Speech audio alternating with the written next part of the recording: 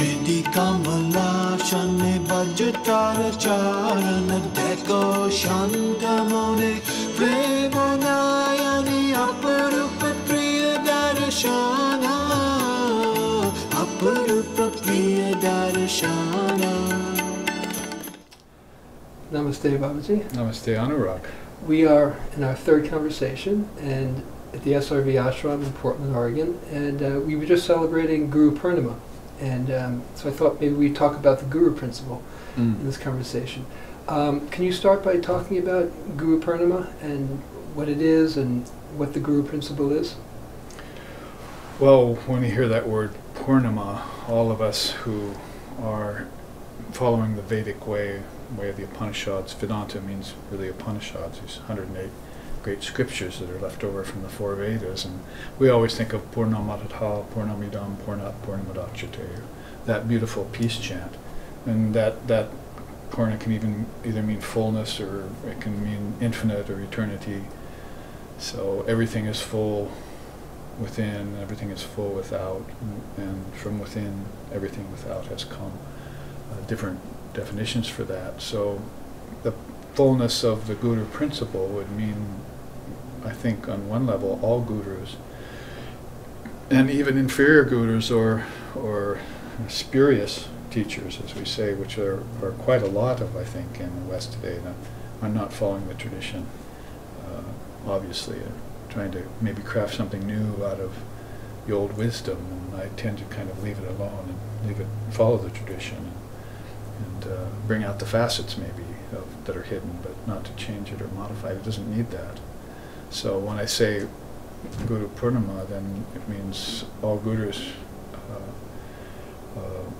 at all levels, sort of like kindergarten, elementary, high school, and college. You have teachers that are teaching different levels of people. So that Holy Mother, Sri Sharda Devi, my guru's guru, said that all the Guru principle is there in all teachers.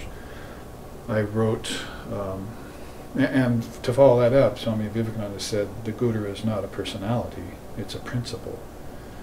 And to follow that up, Sri Ramakrishna said the mind becomes its own Guru after a time, but until the mind is enlightened, follow the way of the seers and the scriptures. So those are three very good quotes from all three of our SRV ideals, Sharda, Ramakrishna, Vivekananda ideals in this day and age. And so we sang at Guru Purnima on our recent retreat on the summer, American River in the summer, and we also sang it last night at our SRV Portland ashram. Guru Brahma, Guru Vishnu, Guru Deva Maheshwara, Guru Deva Param Brahma, Tasmai Shri Gurave Namaha, or sometimes Guru Shakti Param Brahma. So it means basically Lord Brahma is the Guru, so is Lord Vishnu, so is Lord Shiva, Deva Maheshwara. So that automatically brings into, with one fell swoop, brings in the Shaivites and the Vaishnavas and the Shaktas into one fold, which, as it should be, always in unity in the Sanatana Dharma of India. And then further, Guru Eva Param Brahma, Guru is one with Brahman, so that in that all gurus come from Brahman. And then Tasmai Shri Gurave Namaha, we pay our eternal obeisances to that Guru. So not a personality, but a principle. And I think if that one statement were followed, then there would be less transgression of that sacred relationship between Guru and Shishya, which is the subject of our retreat weekend after next here at the SRV ashram. Well, speaking of that relationship, Swami Vivekananda, they talked about an unbroken chain of discipleship as far as what that transmission is. Is that what you're talking about? In terms Yes, and in our tradition, very recent Sri Ramakrishna, 1800s, and so we can trace ourselves back that far, but then Vivekananda appeared at the Parliament of Religions and saying, I come to you, to all of you American people as a member of one of the oldest monastic orders of the world. And so that's how far you can trace back this line of teachers and their disciples or their devotees, or aspirants, or just teachers and students, if you wish. maybe in America we'd be better just to use teacher and student. I do. I don't really walk around saying I'm a guru and you're my disciple. That will become evident as some people love you in the right way as an incarnation of a teacher, and they're sincere students. I mean, they say there's no better relationship than guru-shishya if the guru is learned and wise and the student is sincere. The one thing that Ramakrishna didn't like was insincerity. He could forgive all other things, even apparently much worse things in you, but insincerity he just wouldn't do. And people would come to him at the Dakshineshwar temple garden, Kali temple, where he was priest for a while. The group would come in on a boat, or a canoe or something, and then launch and go to his room and see the mother. Many temples there, Shiva temples, Vishnu temple, Kali temple. One of the most interesting universal schematics for this Sanatana Dharma in modern times there in India. And people would come into his room and he'd see them and greet them. And then after getting a little basic assessment, he'd say, okay, all of you go see the sights. Go out and take darshan of the deities and so forth. And then he'd say, oh, but you two, you three, stay here with me. So immediately he could separate the wheat from the chaff, those who were ready for the guru-disciple relationship, so that they could learn and become free. They could gain enlightenment and get freedom, which according to him was the main purpose for human existence. The main purpose to have a human body is so that you can realize God. So he didn't compromise that idea. And for those who aren't ready, just pearls and swine, it's a little blunt, but Christ used it, and grant unto Caesar what is Caesar's and so forth. Those people who are not yet ready, then no blame or fault. They have their own ishtams, their own ideals. In fact, he told a very funny story once about this spiritual fair in India. You see, everyone has a booth. The Vaishnavas have a booth. I'm using modern terms. Shaivites have a booth, Shaktis have a booth, the followers of Ganapati have a booth, and so forth. And so everyone goes to their own sect, right, to worship and go to that booth and buy books and everything. They said even the worldly people have deities. There's this man just outside on the street who's getting beat up with a broom by his paramour, by a prostitute. And so all the worldly people run there to see that. Worshippers of Shiva, Vishnu, and the sincere ones go to their deities, but the worldly also have a deity. It's worldliness. What else? It's like in the Gita, Krishna says, however they pray, they're actually always praying to me. So, right. yeah. It's a very interesting concept to translate the Indian tradition to the West. As Westerners, we used to thinking of student as and teacher, but the idea of discipleship, it brings all sorts of issues of ego, surrender, which are very difficult for Westerners. Yeah. And then on the other side as well, it seems these days like every Tom, Dick, and Harriet who has a little bit of a realization calls themselves a teacher. So how are we to distinguish what is a genuine teacher, and how does one become a genuine disciple for the Western mind? Well, to address the first part of your statement there, first, our own founder, Lex Hickson, was very beloved by Westerners in many walks, spiritual walks. I mean, he was, at the end of his life, he became a sheikh for the Muslim tradition, a Sufi tradition, really, and Jurahi order, actually. And he had been a student of Swami Nikhilananda in New York, a student of Advaita Vedanta for years until the Swami passed, and then the Zen Buddhist tradition and Tibetan Buddhists. He and I actually got initiated together by the Karmapa on Maui in Hawaii one day when we went there, the two of us. But anyway, he used to say Guru Yoga is a dangerous path. I suppose the dangers could be listed that there are pseudo-gurus, or there are fraudulent people who are, just like there are, if you think I have to worship a monk, there are monks also that are very insincere and fake. So you use your discrimination in that regard, and the Westerners aren't really in possession of much discrimination spiritually. In fact, it would be a push to say that they were even in possession of political discrimination, the way things are turning out lately and what we see. People of different ilk that are proposing preposterous things, like separating, segregating again. And I thought we were through with that, you know. We could get on with anything that walks on two legs is human, you know, and is divine. I mean, Vivekananda used to say that. You know. Don't you know that mankind is God walking around on two legs, is one of his statements. So, I mean, we should get past all that selfishness and narrowness. But anyway, back to the Guru principle, then this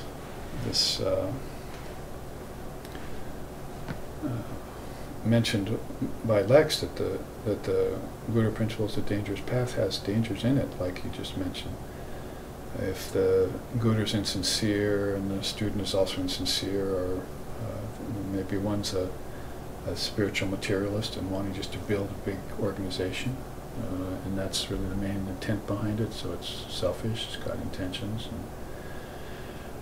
And I think if the American people had been studying the scriptures of Shankara, like India has been for some 1,300 years now, then they would have come across that passage in the Viveka Chudamani, crest jewel of discrimination, that says there are 4 qualities that you look for in a teacher. It's like a Kamahata, Shrotriya, a Brijana, and Brahmavid. See, in other words, the teacher must be free of desires for you, except the desire that you reach enlightenment, number 1. A Kamahata, free of desires, Kama. You don't, the Kama Sutras is everyone's favorite, every worldly person's favorite Indian scripture, right? It's the only one they read. So that's all about desires, right? But akamahata, to be free of desires, is a teacher has that. And then a Vrijana must live a pure and stainless life, and Stotri, I think, is basically must know the essence of the scriptures and be able to communicate it to you. And Brahmavid must be a knower of Brahman. So those are the 4 criterion for a spiritual teacher. And if we had learned those early on, we probably would have saved ourselves a lot of suffering along the path of Guru Yoga, and come to the point of Guru Yoga, which is not dangerous. I mean, it may be dangerous to your worldly life, but it's actually very beneficial to your true life, to eternal life. And I suppose you did see that in Swami Sheshananda. Oh, without a doubt, yeah. My teacher's picture here is on on our altar here, our fireplace altar, where the great fire of Jnana Agni, wisdom, is burning constantly. You can't see it, but it's there. And Swami Sheshananda had all those qualities and more, because then if you take Brahmavid, the 4th of those qualities, and divide it 4 times, then there's 3 more kinds of Brahmavid that higher and higher knowers of Brahman know. Brahmavidtama, Brahmavidvaraya, Brahmavidvarishta. And these have more and more of the qualities of the 7 steps of knowledge, so it's a beautiful system. And so that's where the Dharma, the teachings, are really stand you in good stead, protect you from spurious teachers, or charlatans they're called nowadays, which appear in all religions. And also then allow you to get through that. As Ramakrishna used to say, there's this great confluence of rivers they're constantly hitting, and a sailor's trying to come down one of those rivers. It's like nadis, right? Currents. Mm-hmm. Water here, life force inside the body, and psychic prana inside the mind. These are currents that are flowing. So this one sailor's trying to get down one river and get through the bay to the ocean, to be free sailing in the ocean, you see. But right at the bay, these confluence of 3 or 4 rivers come together and cause all these weird tides and eddies and pulls and riptides and things, you see. And so he gets stuck in this. They're beautiful. Finally he breaks 3 and gets out to free sailing. But it's a very beautiful analogy that he used to explain that problem of getting caught in the realm of spurious, of charlatans and lower teachers. You know, when really you're a freedom-loving soul and you're getting routed into these inferior modes of, or maybe restrained by lower knowledge only, or maybe even mixed knowledge. So anyway, my long answer, my short answer is read the Vivakuchidamini. Find these 4 qualifications of the teacher and the 7 stages of knowledge that go with it, and then you'll be free of doubt about teachers, and you'll know what to look for. Another beautiful story comes to mind that Ramakrishna told, and Holy Mother told it too, is that there's this big rock down at the riverbank in India where pilgrims go to bathe. Everyone goes to bathe there, you see.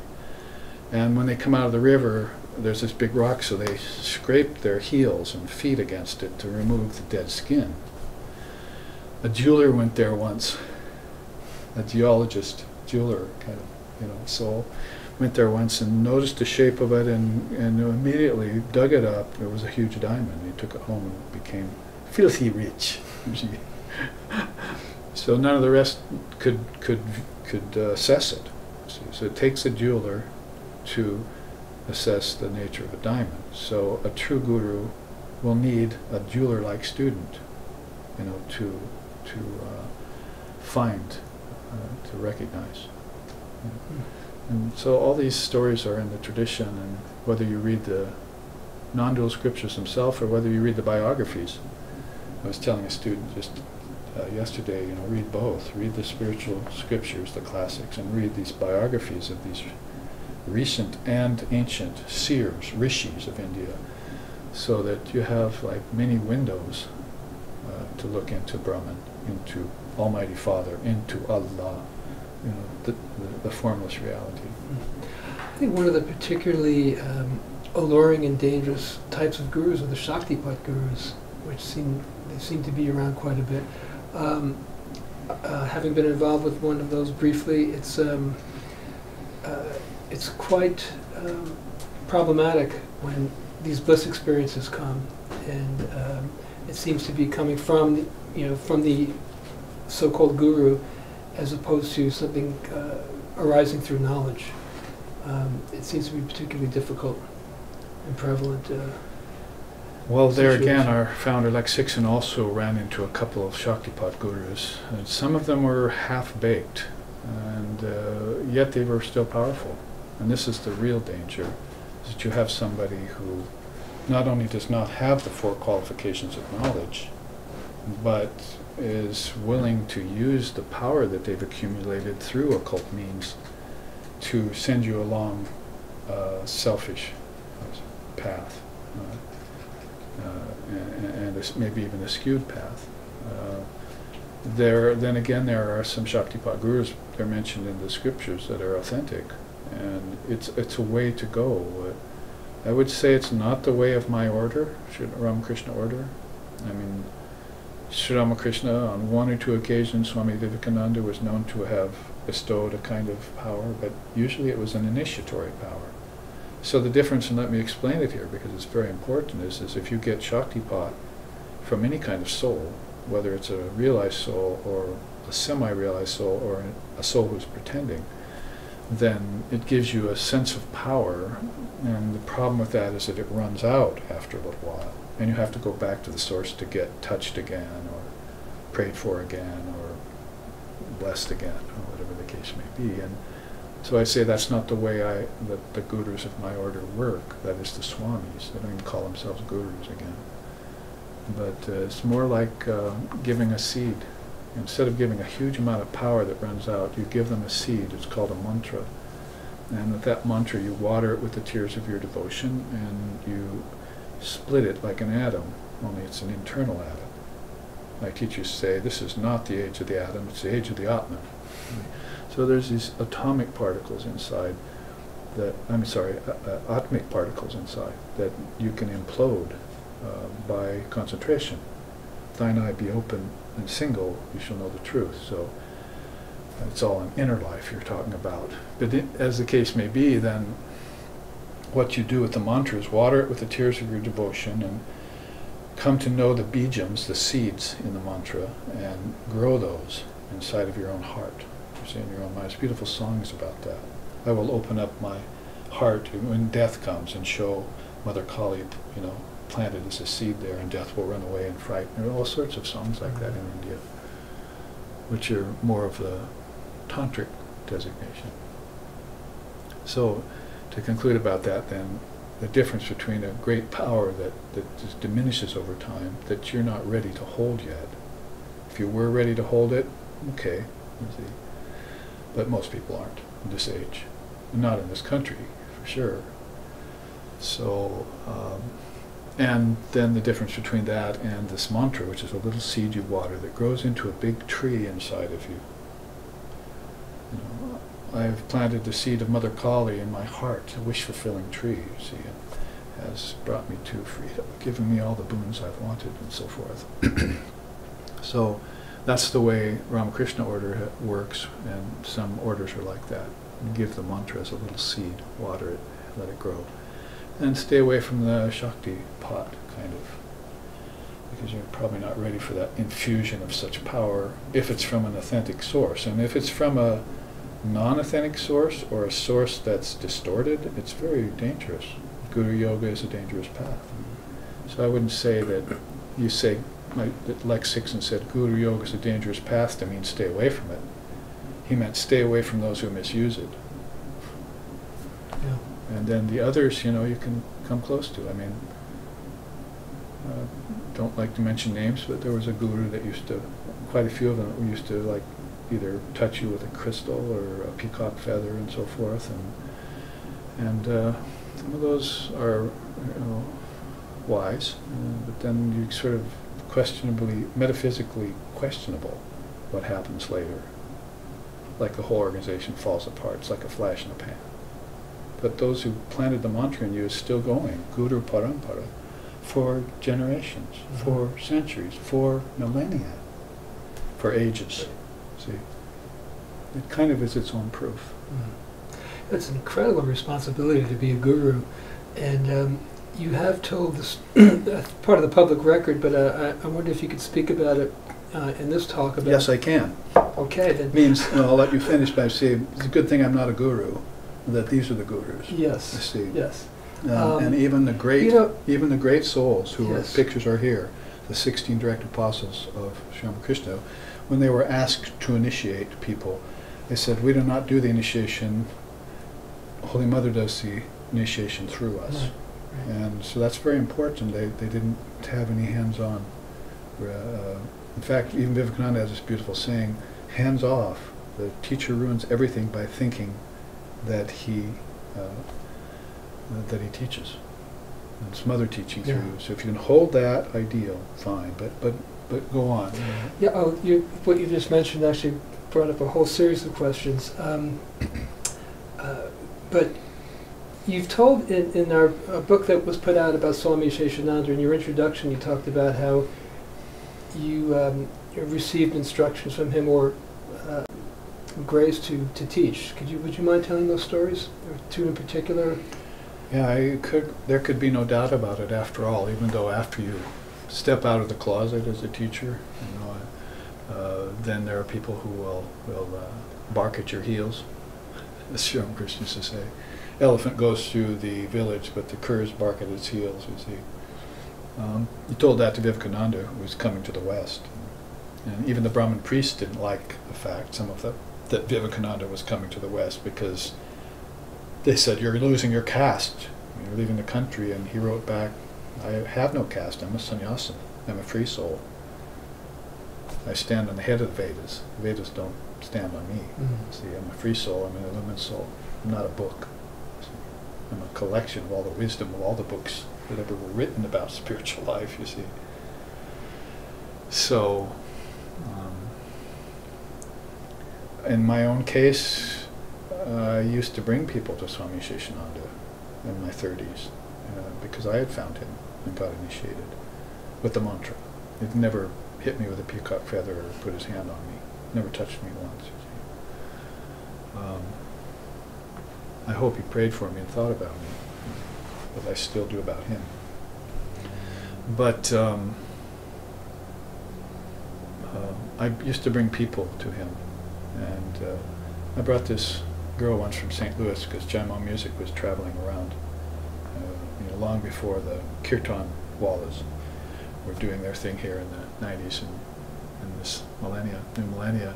And so we'd go to different places, and people would get attracted, and they'd ask me if they could follow. And I'd say, well, I'm not really, I don't really have an organization or have the authority yet to teach. I'm just teaching from the musical platform. That's what I'm doing. And I was intentionally doing that. I wasn't just playing music.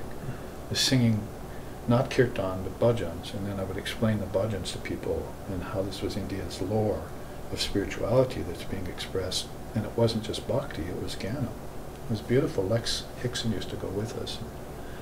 A great swan tour and things like that were happening. We can talk about that all later, but these people who would come to me and I'd say, well, let's arrange to get you back to Portland. I'll come from Hawaii and you come from St. Louis, this one lady who wanted to. And so I brought her to Swami Sheshananda, and he initiated her. I think he said something one day about when she came to, let's see what kind of girl you've brought me. And I was like, well, I hope she's good, pure. And so he initiated her the next day, I think on Holy Mother's birthday.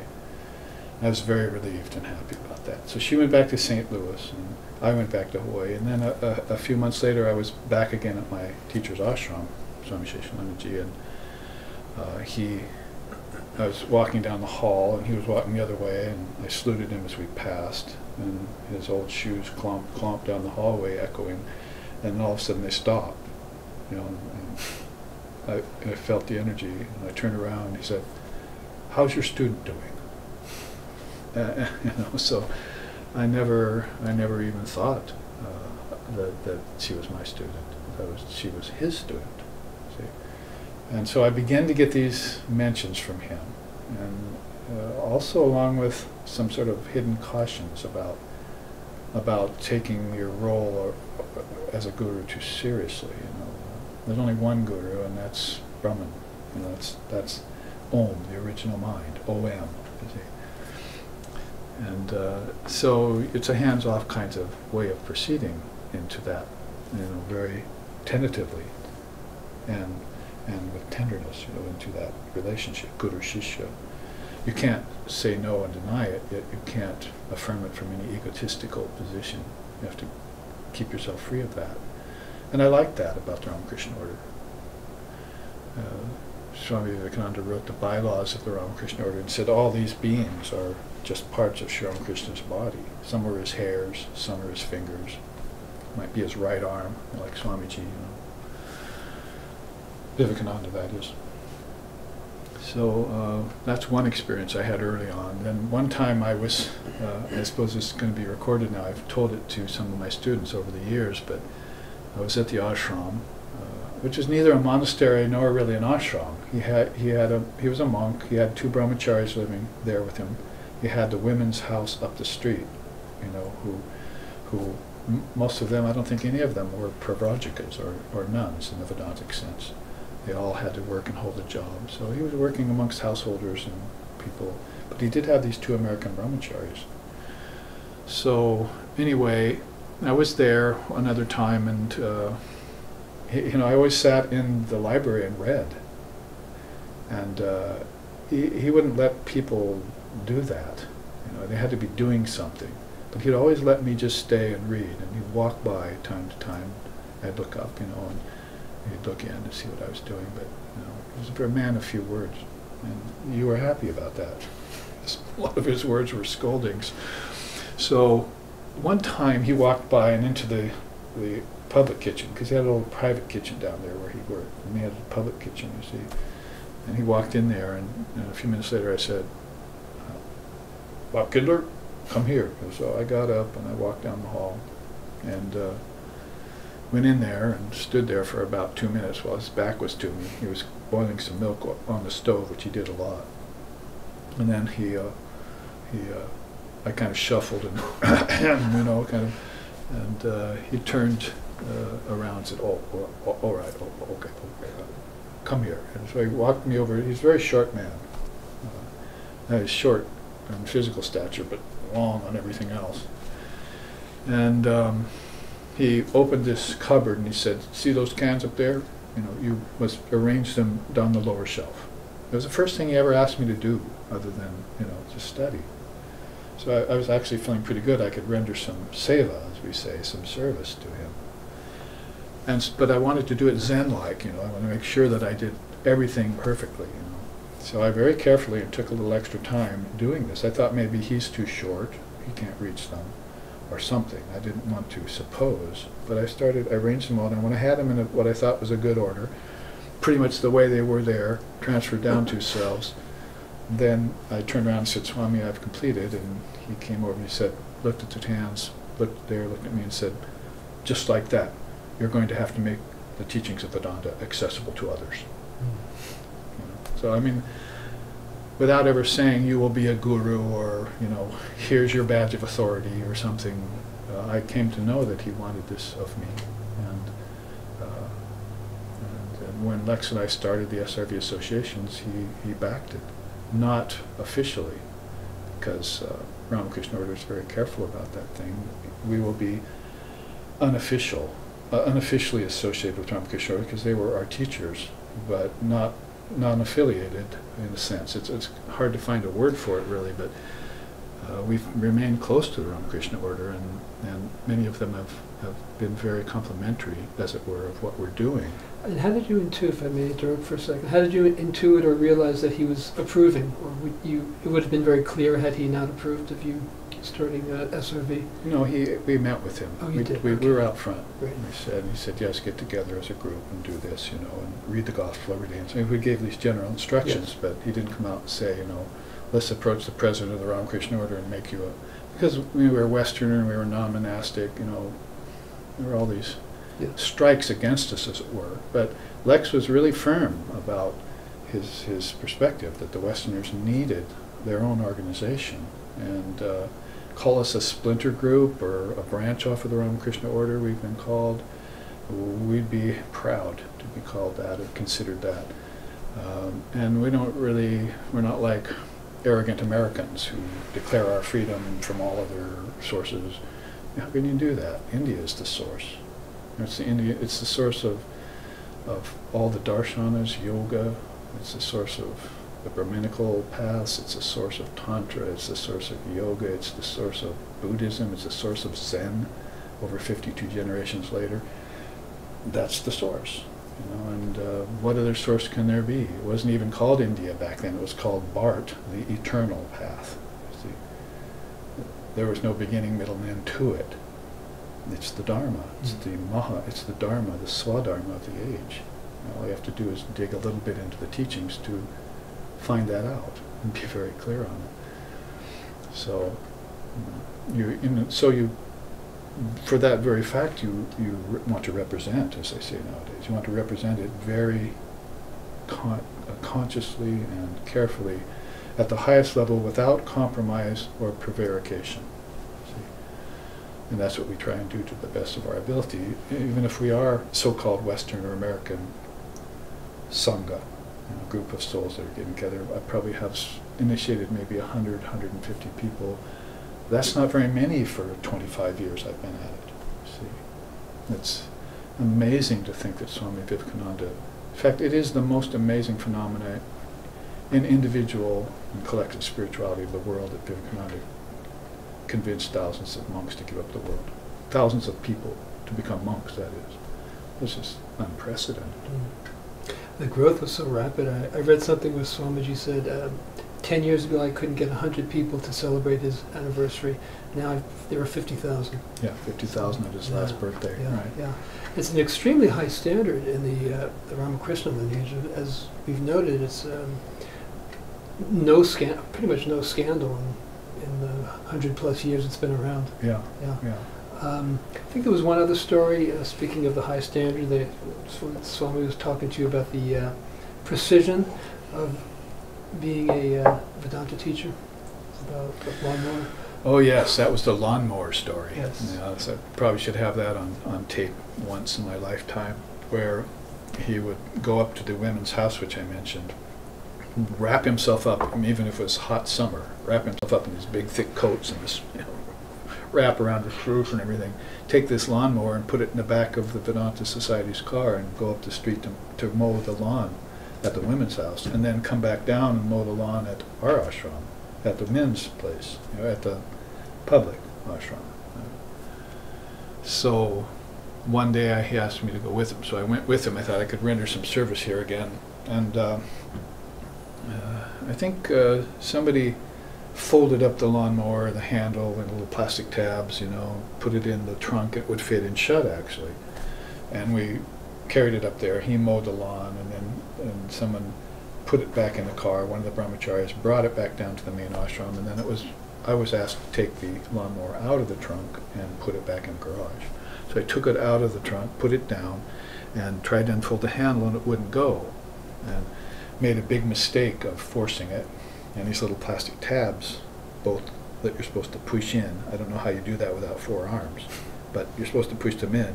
With your teeth, you could, bring the handle back. But whatever the case, I forced the handle and broke those 2 tabs. And they fell off right there in the driveway. And Lex was there with us. He was there with Swami Sheshananda. He and I used to go visit him together quite a lot. And so I picked up these tabs and looked at them, wondering in my mind, how I was going to explain this. And Lex walked up, and Swami Sheshananda walked up, just about the same time. And Lex looked at me and looked at them and said, "Hide them!" He said, "You want scolding, he didn't want me to get scolded." So, it was too late. Swami Sheshananda was the top of us. I said, "Well, Swami, I'm sorry, I didn't know this worked this way. I broke these tabs off this mower." And he looked at me, and like the clouds, like clear Portland summer, clouds started gathering within seconds, and all this charge started building up in him, and one of his famous scoldings was forthcoming. But that just passed an instant, and he looked at me and said, "This is a precision instrument. You have to know how to use a precision instrument. Vedanta too." After your pause, right, for effect, and he said, "Vedanta too is a precision instrument. You have to know how to use it." Mm. So that's pretty clear. Sort of right out of a movie, like Grasshopper or, something. But there they were. Those lessons were forthcoming. And there were a few others, if I thought long enough. I've written them down somewhere, that somebody has a record of many of the stories. It's the beginning of one of the books that SRV is going to put out, I think, where one of my Hindu students asked me to write down everything I could remember about my time with Swami Sheshananda. Swami Sheshananda Ji Maharaj. Yes. You started pretty early, too, as a teacher / guru. I remember an early conversation I had with you. You were talking about a book you wanted to write about the Bhagavad Gita, and you said, I've got a certain angle on it that I don't think anybody's talked about before. And I was thinking, my God, this book is like thousands of years old, and you had like a new angle on it. Mm. Where do you think this confidence has come from? It's on one level, you could say it's pretty audacious for a relatively young teacher to come up with a new angle on the Bhagavad Gita. Mm. Yeah, samskara. I'm convinced of it now.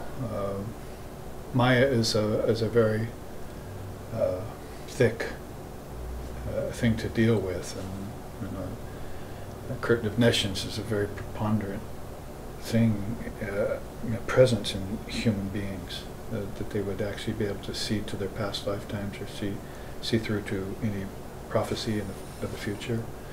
But after a time, when I was 19, I left my family and got out from under that 20 years of servitude to school, to Western schooling, to upbringing, family, and I had a good family.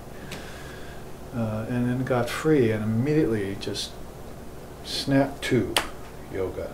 And it wasn't asana either. It wasn't hatha. It was scriptures. I did a little asana first, enough to help me sit, and then I probably hardly ever touched it again. A little breathing exercise to get my prana moving. But basically, it was the scriptures and the wisdom, the jnana yoga. And that was at 20. And then I met Lex in my mid-20s, and Swami Sheshananda a little later, got initiated by him. So it was just, anyway, that is a record of how this comes about. Nothing is serendipitous or by accident. Is that these things were set in my path from a previous lifetime, and I began to realize that. So in the same way, scriptures and all that came to me naturally. I didn't have to labor over them. I could, even when I was young, I knew what they were saying. And I thought everyone did. That this is obvious. Truth should be clear and simple. It might be profoundly simple. You could chop it up, cut it up, and look at it all sorts of different ways and benefit. There's always the same truth. Different religious traditions, even, you can look into them, as our founder, like Sigsa, did, and find these common truths, and different accents and so forth. So anyway, it was just very natural to me, and the word samskara then, is an impression in your mind, either good, bad, or mixed, or sometimes even an impression of samadhi. And people come back in a very high state of minds because they've had samadhi toward the end of their last lifetime, and burnt out a lot of their negativities and limitations and so forth. So that's why you do sadhana in this lifetime. Another subject we should talk about. Well, it's interesting in terms of some scars, because I remember the first time I met you, it was at a concert about 21 years ago, and I went with a friend who's still a friend, and we both looked at each other after you were talking. Yeah, he knows some stuff, and yet I've stayed on, and he has not. Yeah. So there are certain innate tendencies that we all have. I mean, this is almost like a siren call that I couldn't. For the life of me, I cannot understand why people don't just flock to the Vedanta yet. Yeah. I think Buddhism is a sort of recent manifestation of the Vedanta. I don't see any difference, and neither did Swami Vivekananda see any difference between Vedanta and Buddhism. Of course, there's differences in every religion and even inside of the darshanas of India, Yoga, Samkhya, Vedanta, and so forth.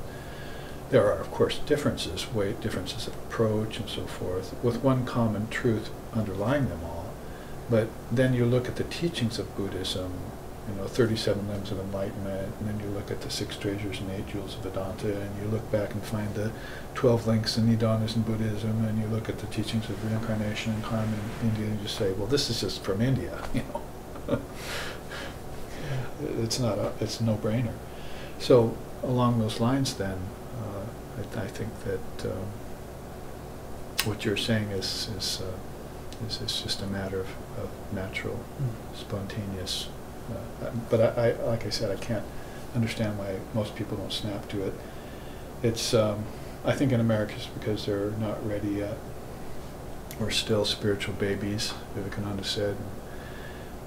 It'll be a long time before the Westerners will be able to understand true religion, is one of his statements. And I think true philosophy too, because religion in the West, especially in America, although you could certainly cite in 2,000 years of Europe, has been a long row to hoe, and some of the hoeing hasn't been that, the weeding hasn't been that good. There's been a lot of text torturing and interpolation that hasn't happened to the Upanishads in India, because they stayed in India, basically. And then all of a sudden some man jumps out of India in 1893 and brings it to us in this pure form. Well, it's going to take some time before we're going to remember what true religion is. I mean, our philosophy is pretty much for debate in America, and it's for making money. It's an occupation. But Dharma was never that. The priests didn't teach the Dharma to make money. And if they did, then that's when the priestcraft got corrupted in India, and it fell. It's happened to Vedanta, it happened to Buddhism. So that must be one of the challenges of teaching Westerners. There's sort of this mixed readiness. Oh my God, don't get me started. I remember you told, I've had the privilege of teaching in classes here every once in a while, and I remember telling you a few months ago at a retreat, yeah, I have high hopes for this fellow, and you said, I'd give up hope if I were you. And the funny thing is, that was the last time I ever saw him again. So I was thinking, like, my God, how frustrated. I project frustration when you invest so much time and energy in people and they just fall away. How do you not get discouraged? Frustration, discouragement, they're really not words that apply in Vedanta. You're right. You're supposed to be akshobha, free of emotion, in Zen, in Vedanta, and in yoga, and so forth. If you haven't already got that handle on all that, then you probably shouldn't have set your first step into the arena of trying to share these teachings with others. So, you know, I'd say probably words like compassion and patience would apply more. There's not times when I haven't been disappointed by people whom I thought had much more potential and didn't follow through. Because you're giving them something that's the most important thing to you, so pretty soon you're going to have to get over it yourself. My teacher's one of my teacher's favorite scoldings. Get over it! You know, it was 3 words and that was it. You know, you never had to worry about it again. It blasted out of you. But then you know, more than that, you know, you realize that people are just not ready, and maybe that's where you have to learn as a teacher that. I mean, our founder Lex Hixon comes to mind again because he would take anyone and everyone. In fact, he even told me when I was venturing forth into teaching, more out of the closet, as they say, he said, "Don't take perfect people. Don't look for perfect disciples." You know, as if that's going to happen in America anyway. You should take anyone and everyone, you know, like Holy Mother did, and help them at whatever level they're at. So you get over your personal thing about it, you know, and then you just take the patient in long view, and you say everyone's going to take them at the level where they're operating and try and lift them to the next level, then, you know, hands off and see what happens and hope that they can keep stepping up. That's called teaching by avastas, or stages.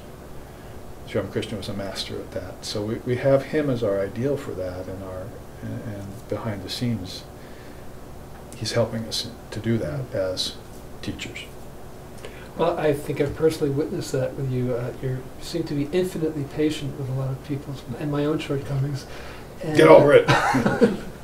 And you know, in some ways, it's almost like you're, from how you've described Swami Seshananda, you're very different in that way. Like, you would blast ignorance out of them. You seem like this infinitely patient ocean, and it just gets, you know, absorbed.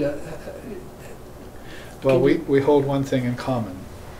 Him as a monk and myself as a yogi, kind of vanaprastin, you know, sort of retired from the world, is that we've renounced the world. You have to renounce the world in order to be an effective teacher, and unless you're teaching worldly things, then of course you have a right to muck about all you want in the unreal. But if Brahman Satya, only Brahman is true, and Jagat Mithya, the world is false, you'd have to get that clear. Separate the wheat from the chaff, the essential from the non-essential, you know, the real from the unreal, Buddha nature from Hamkara.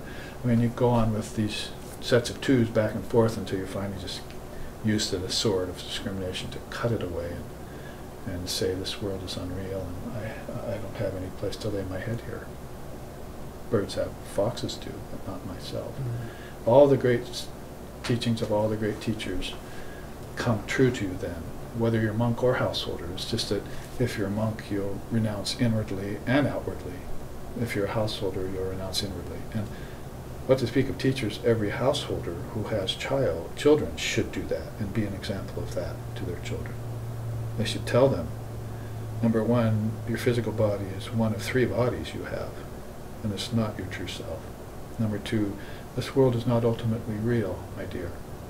There are much deeper kings of heaven within you, and there's an absolute reality called God, Brahman, Almighty Father, whatever your tradition proclaims it to be, and you should meditate on that. And then move about the world as a automaton. So you just do. It doesn't mean do your work slovenly.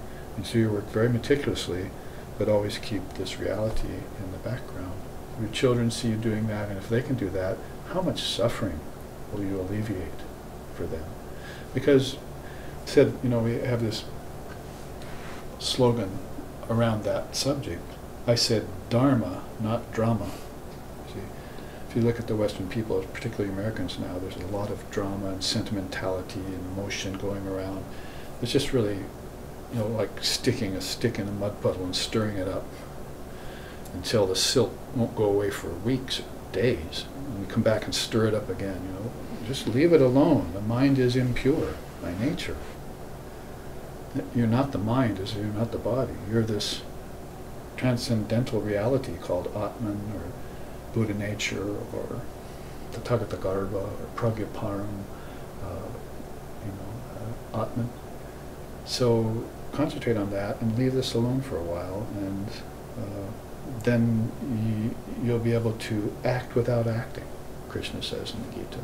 All your actions will be in the Dharma, for one thing, and you won't have any bizarre expectations for it, or for them, for the world, for people.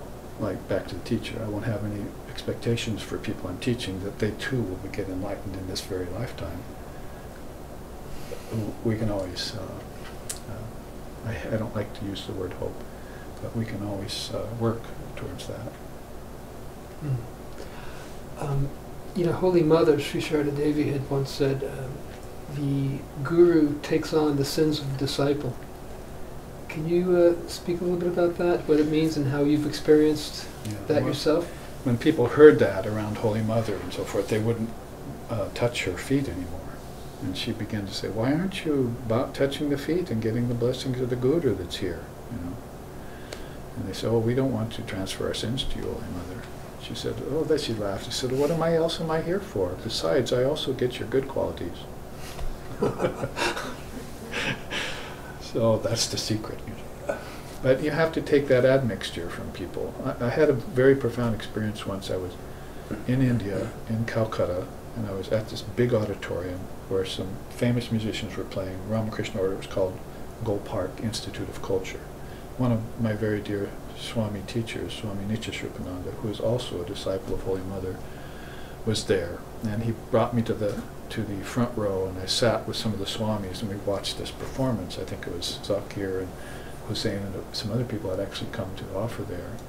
And I remember busloads of Japanese people from Japan came to that concert, because Zakir was a phenomenon.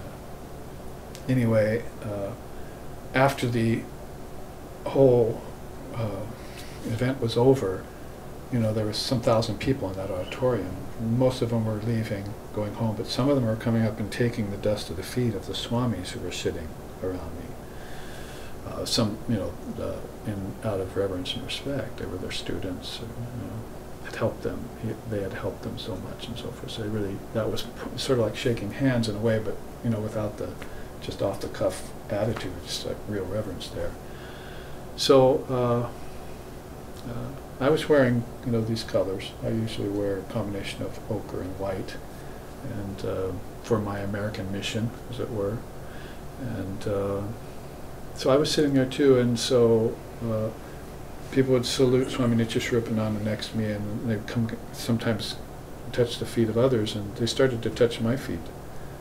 And I started to draw my feet back, but they still went for them, you see. And I in the midst of the Swamis, I think it was my second experience of that, I felt this tingling pain that came when certain people touched my feet. So I know there's something true about that transmission. If you have this wide open receptacle of grace and compassion, or a person with very good qualities, and another person coming to take refuge there and to help them in ways maybe that would take years to help otherwise, or maybe people who can't come to a class and learn about the Dharma, can't sit for hours to get the teachings, contemplate them and realize them, which is the swift but difficult jnana yoga path. The bhakti path is easier. It's a long, slow boat to India. So that's going to be a quick way in which this transference can happen.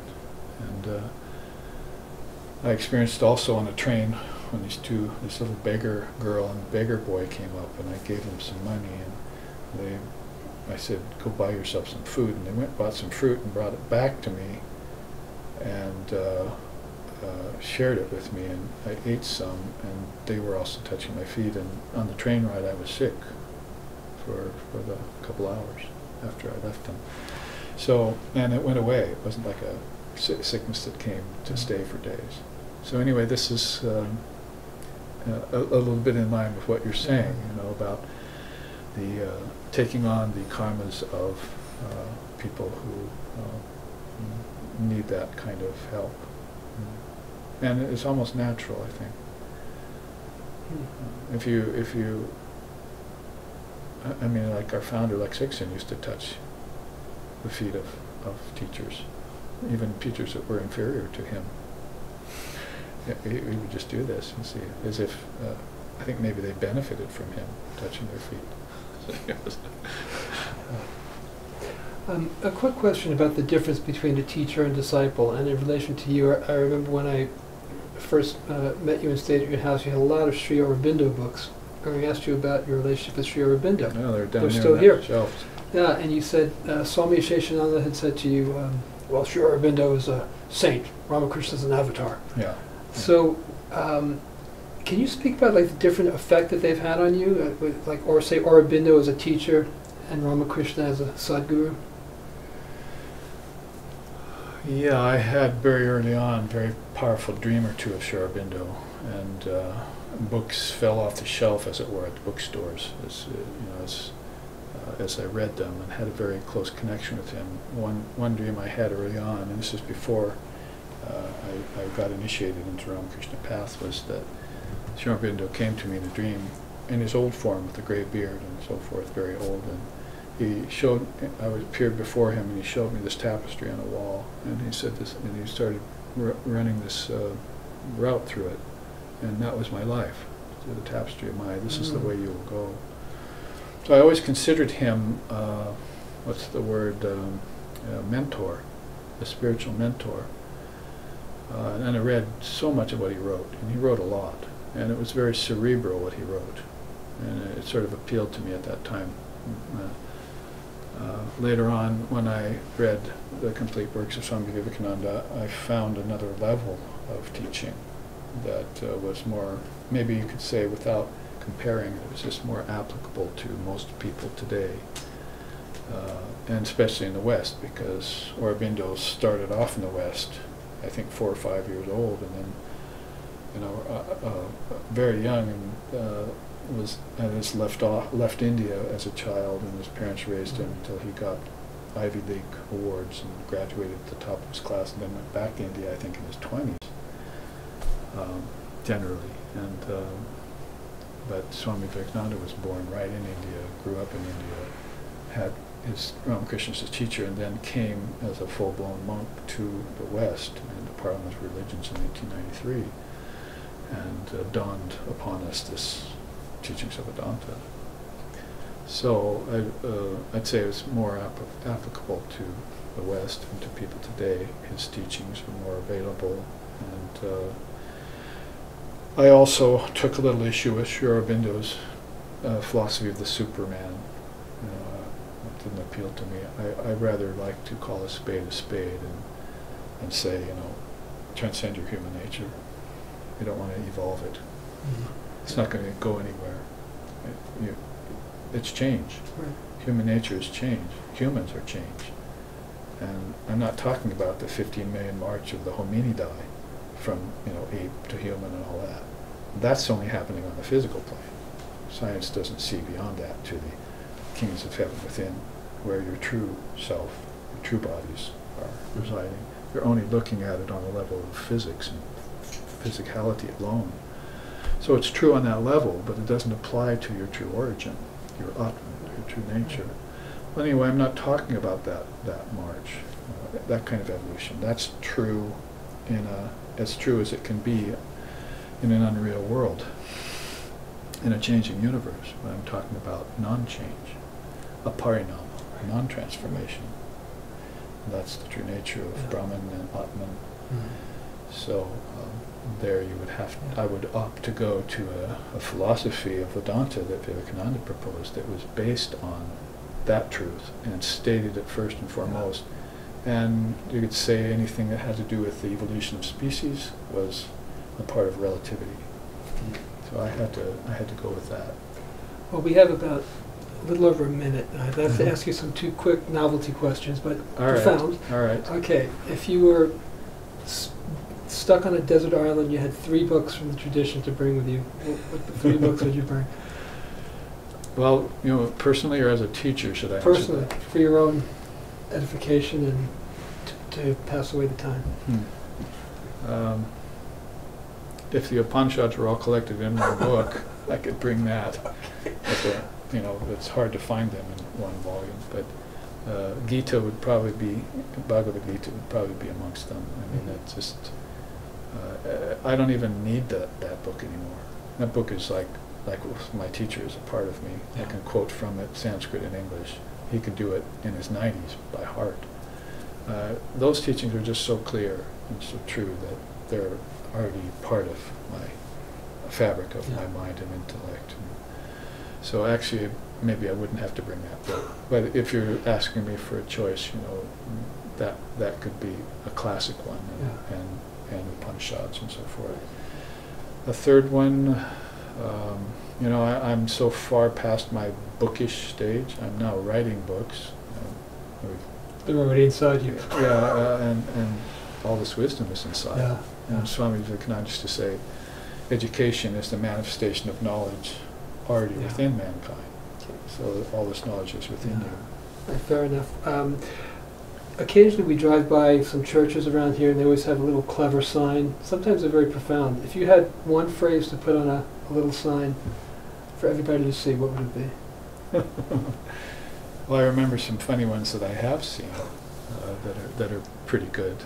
Or sometimes they just reflect the ignorance of religion that's here. We've come up with these sayings like, I said, Dharma, not drama. Thank you once again. It's wonderful. But you said novelties. It's a very novel. Yes. Okay. Okay. Namaste and thank you. Chidananda